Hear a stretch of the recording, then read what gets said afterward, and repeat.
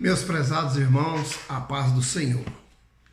Estamos aqui nessa oportunidade, pela graça de Deus, para fazermos a nossa lição diária referente à quarta-feira da lição 9. Tiatira, a igreja que tolera a doutrina de Jezabel. O versículo está registrado no capítulo 2 de Apocalipse e o verso 20, que diz: mas algumas poucas coisas tenho contra ti, que deixas Jezabel, mulher que se diz profetiza, ensinar e enganar os meus servos, para que forniquem e comam dos sacrifícios da idolatria. Glória a Deus.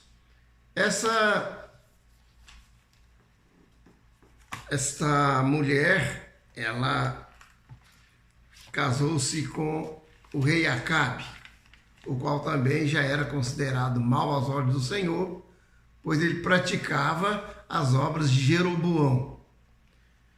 E Jezabel era uma mulher filha do rei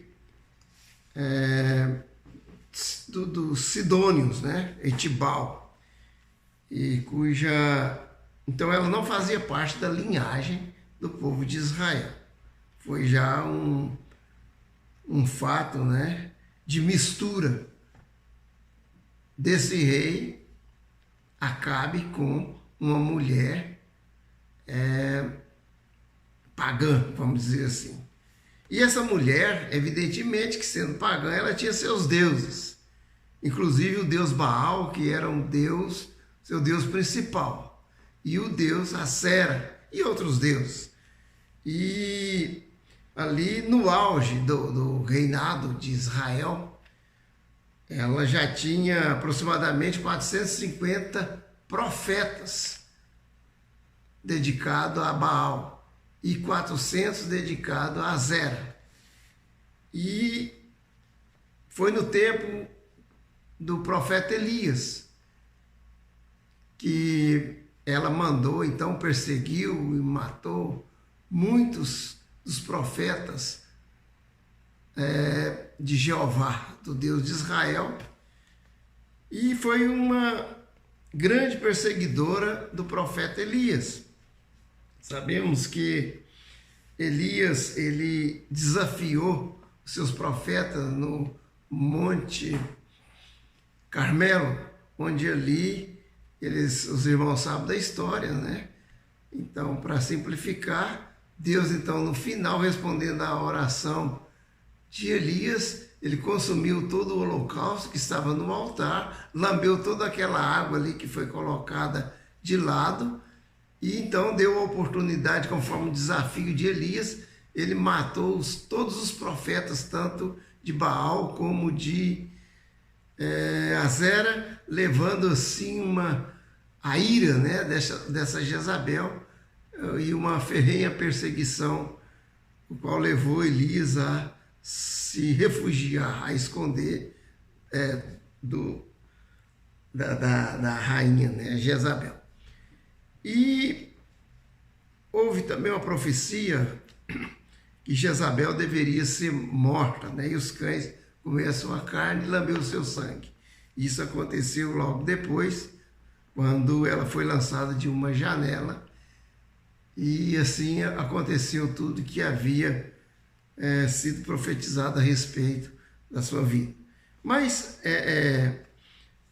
essa Jezabel, então, ela se tornou um símbolo, um tipo, né, de idolatria e de prostituição na igreja. Inclusive, na igreja de Tiatira, ela ali estava já ensinando aqui, né, havia falsos ensinamentos, e era, então, constantes na igreja de Tiatira, por meio de uma falsa profetisa. Essa falsa profetisa, ela tomou o nome de Jezabel, foi assim chamada de Jezabel porque fazia essas mesmas ações dentro da igreja de Tiatira. E o Senhor, então, ele exortou o pastor de Tiatira por tolerar uma mulher profetisa a qual transmitia os ensinamentos de Jezabel. De forma alguma o Senhor estava ali satisfeito com aquela mulher que estava introduzindo na igreja todos esses maus ensinamentos, né? Embora a igreja tinha algumas virtudes, mas essa tolerância do pastor estava totalmente sendo repreendido pelo Senhor.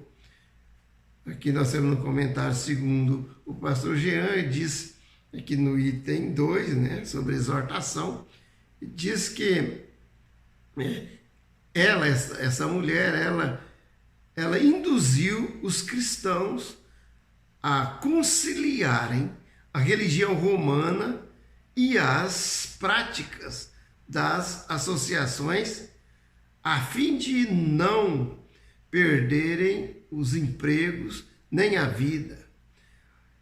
Um dos objetivos desses profetas, ou dessa profetisa, era fazer com que os irmãos perdessem o amor pela palavra para seguir as suas profecias mentirosas.